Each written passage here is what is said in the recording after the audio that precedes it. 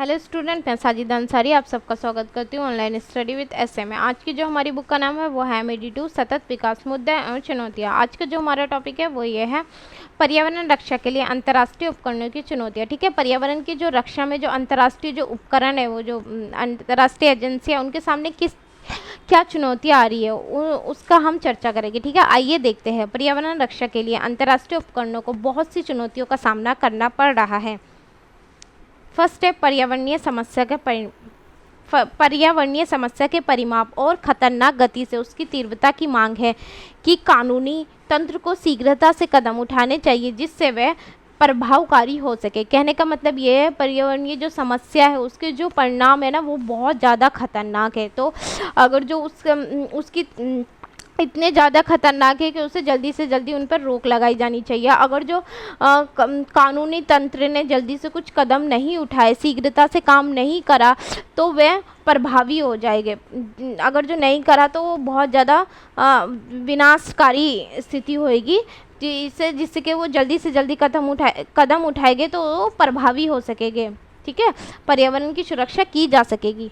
उदाहरण के लिए ओजोन परत का ह्रास, जैव विविधता, पृथ्वी पर मंडराता हुआ जैव विविधता का संगठन, इन सारी समस्याओं पर शीघ्रता से ध्यान दिया जाना चाहिए जिससे वह अनियंत्रित व लाइलाज ना हो जाए। कि ऐसा ना हो कि पर्यावरण की समस्या बहुत ज़्यादा हो जाए और बहुत ज़्यादा पृथ्वी को नुकसान हो, पूरी दुनिया पर उसका बहुत ज़्यादा नुकसान देखने को मिले और हम कुछ कर ही ना पाए। अतः अंतर्राष्ट्रीय पर्यावरण कानून को समय रहते कार्रवाई करनी चाहिए। जिसके लिए क्या, अंतर्राष्ट्रीय जो पर्यावरण कानून को ना पहले ही समय रहते ही कार्रवाई कर लेनी चाहिए। अभी कुछ इतना ज़्यादा बिगड़ा नहीं है। अगर जो बहुत ज़्यादा लेट कर दिया जाएगा तो पूरा पृथ्वी का विनाश संभव है। आदर्श स्थिति ये होगी कि पर्यावरण संबंधी किसी भी समस्या को बढ़ने से पहले ही रोका जाए। ठीक है, उसके लिए सबसे अच्छा ये है कि समस्या बढ़े ही ना। अगर जो हमें कोई लक्षण दिख रहे हैं कि इससे ये नुकसान हो रहा है तो उसे पहले ही रोक दिया जाए। बाद में उस पर ध्यान देने से उतना कोई फ़ायदा नहीं है, वो चीज़ कुछ ज़्यादा ही बढ़ जाएगी। पहले ही अगर जो रोक लिया जाएगा तो उससे आगे बढ़ेगी नहीं।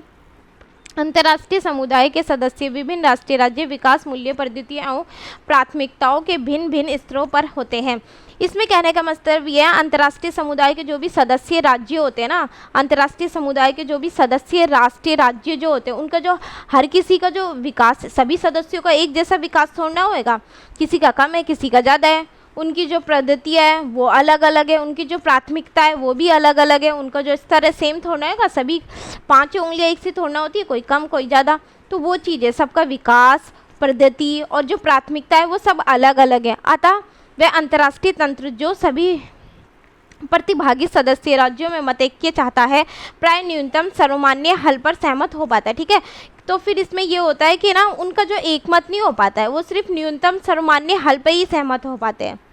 इसके अतिरिक्त अंतर्राष्ट्रीय स्तर पर सर्वमान्य हलों को प्राप्त करने के लिए उत्तर तथा दक्षिण का विभाजन बातचीत में बाधा बनकर उपस्थित होता है। ठीक है, उसके अलावा एक और सबसे बड़ी समस्या ये है अंतर्राष्ट्रीय उपकरणों के सामने उत्तर दक्षिण का विभाजन।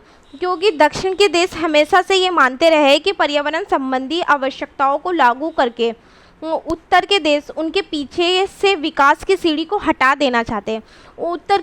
दक्षिण के देशों का ये मानना है कि जो ना उत्तर के देशों ने तो अपना विकास कर लिया, जितना पर्यावरण को नुकसान पहुंचाता था पहुंचा लिया। अब क्या है, हमें ये बोल रहे कि पर्यावरण से बहुत ज़्यादा नुकसान हो रहा है, पृथ्वी संकट में है, तो हम अपना विकास कैसे करें। तो उनके कहने का मतलब ये है कि उत्तर के देश जो अपने विकास की जो सीढ़ी है ना उसे हटा देना चाहते हैं, जिससे कि हम आगे ना बढ़ पाए, हम अपना विकास ना कर पाए। दक्षिण के देश ये आरोप लगाते हैं दक्षिण के देशों पे। तो इन दोनों में मतभेद बना रहता है उत्तर तथा दक्षिण के देशों के बीच। तो उस मतभेद को कम किया, वो जो अंतर्राष्ट्रीय उपकरण के सामने जो सबसे बड़ी समस्या है, तो उत्तर तथा दक्षिण के बीच जो विभाजन की जो समस्या है वो सबसे बड़ी समस्या है। आज का हमारा टॉपिक यहीं समाप्त होता है। अगर आपको मेरी वीडियो अच्छी लगे तो please like, share and subscribe जरूर करें। Thank you.